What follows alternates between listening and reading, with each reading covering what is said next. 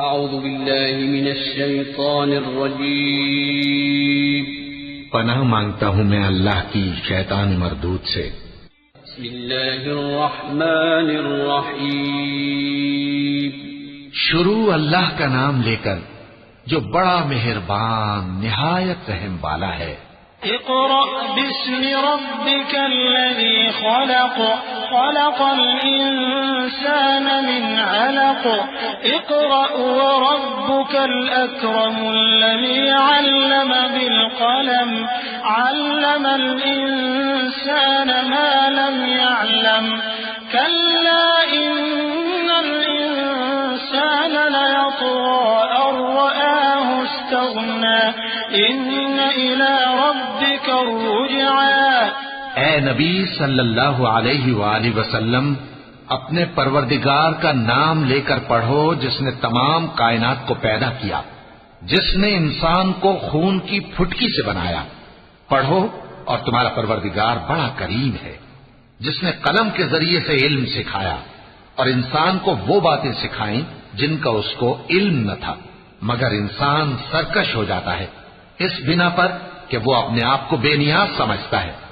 کچھ شک نہیں کہ سب کو تمہارے پروردگار ہی کی طرف لوٹ کر جانا ہے۔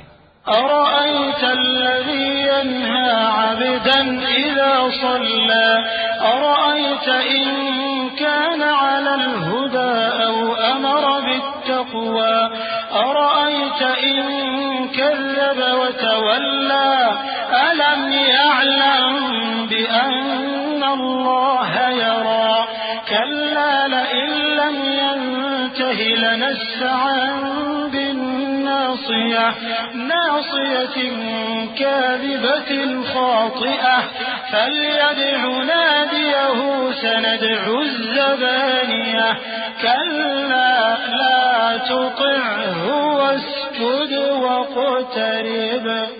کیا تم نے اس شخص کو دیکھا جو منع کرتا ہے، یعنی ایک بندے کو جب وہ نماز پڑھنے لگتا ہے؟ بھلا دیکھو تو اگر یہ راہ راست پر ہو یا پرہیزگاری کا حکم کرے تو منع کرنا کیسا؟ تو اس کا انجام کیا ہوگا؟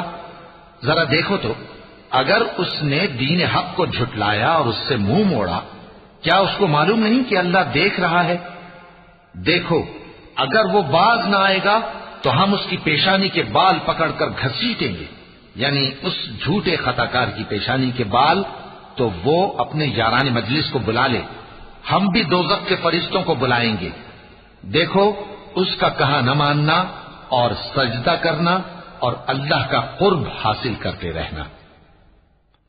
چونکہ آیت سجدہ تلاوت کی گئی ہے لہذا سامعین پر سجدہ واجب ہے۔